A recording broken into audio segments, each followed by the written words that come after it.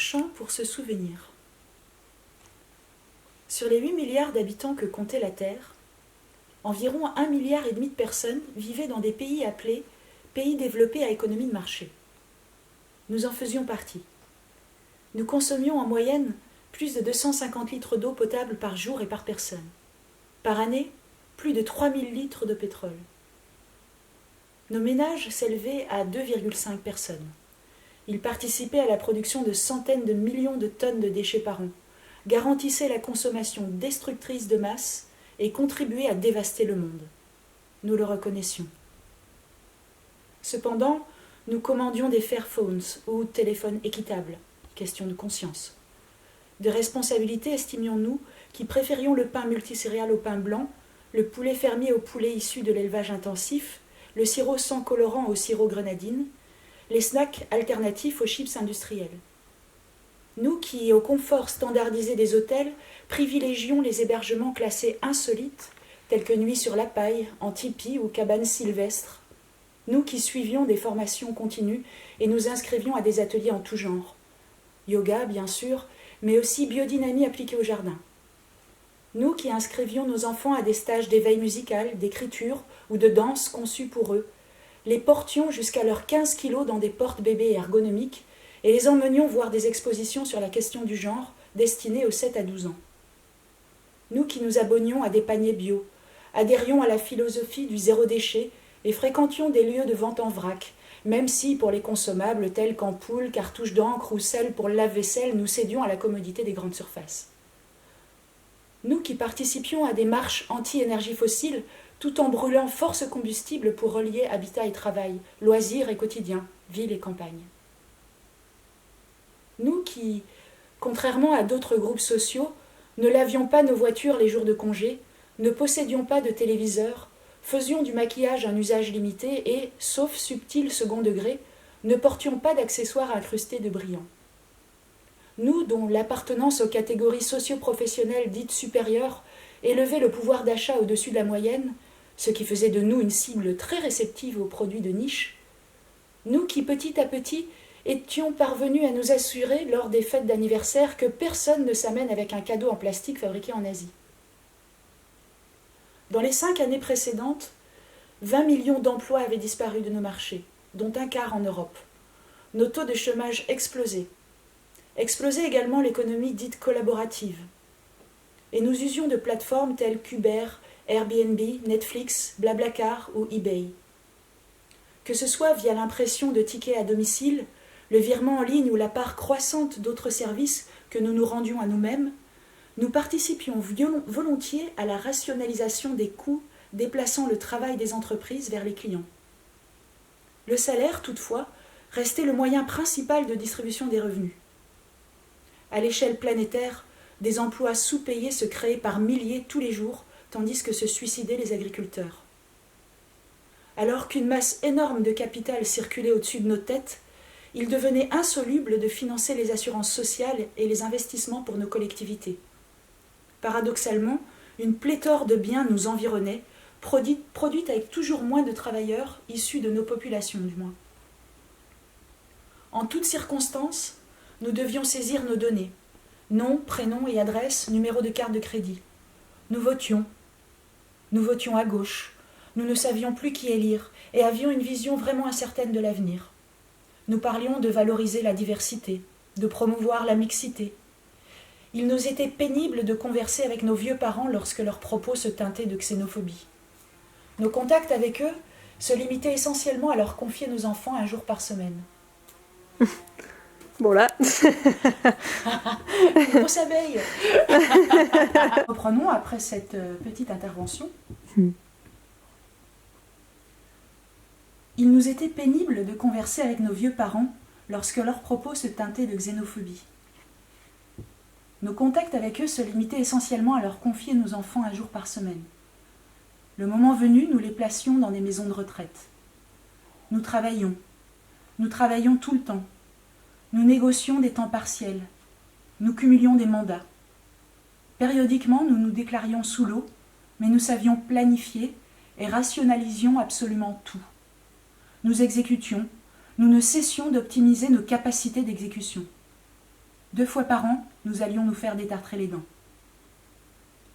Nous savions que certaines matières premières s'étaient d'ores et déjà raréfiées.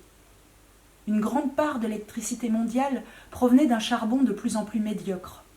À un certain stade, l'extraire et le transporter représenteraient une perte nette. Nous savions que pour se maintenir et continuer d'emprunter, les sociétés d'exploitation minière devaient continuellement étendre les territoires sur lesquels elles possédaient des droits. En dépit des variations de prix du pétrole, d'ultimes tours de passe-passe regonflaient le crédit et accroissaient, la dette enflant, le développement du commerce, du trafic aérien, maritime et routier, l'industrie des technologies et de l'armement. Bon nombre de centrales nucléaires vieillissantes n'étaient plus sûres, tandis que nos espoirs de voir des méthodes vertes se substituer à ces sources dangereuses se heurtaient à de nouveaux dilemmes. L'extraction de métaux rares, indispensable à la fabrication des éoliennes comme des panneaux solaires, devenait dévoreuse d'énergie en soi. La pollution des sols, des nappes phréatiques et de l'air atteignait des seuils critiques.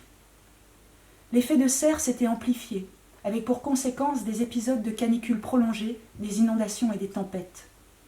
Insectes, oiseaux, vers de terre disparaissaient à toute vitesse. Au-delà de certaines limites, nous en avions désormais la certitude. Les écosystèmes basculeraient et la biosphère nous deviendrait hostile.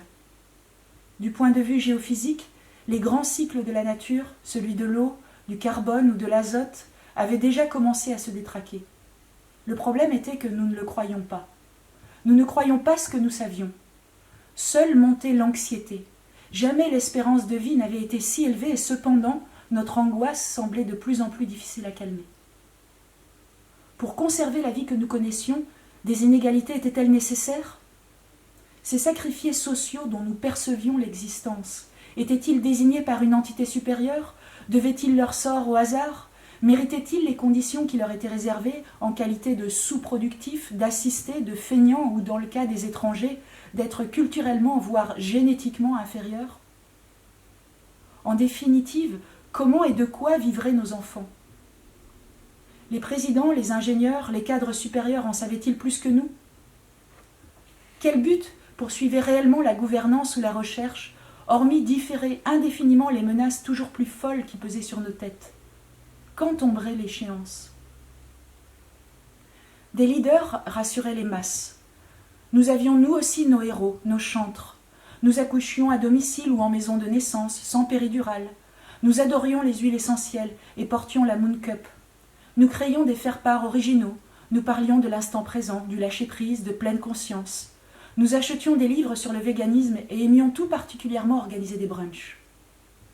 Tous les 3 mois ou presque, nous apprenions qu'une de nos connaissances était atteinte d'un cancer. Des études accusaient l'usage des pesticides, la pollution, les pressions subies au travail.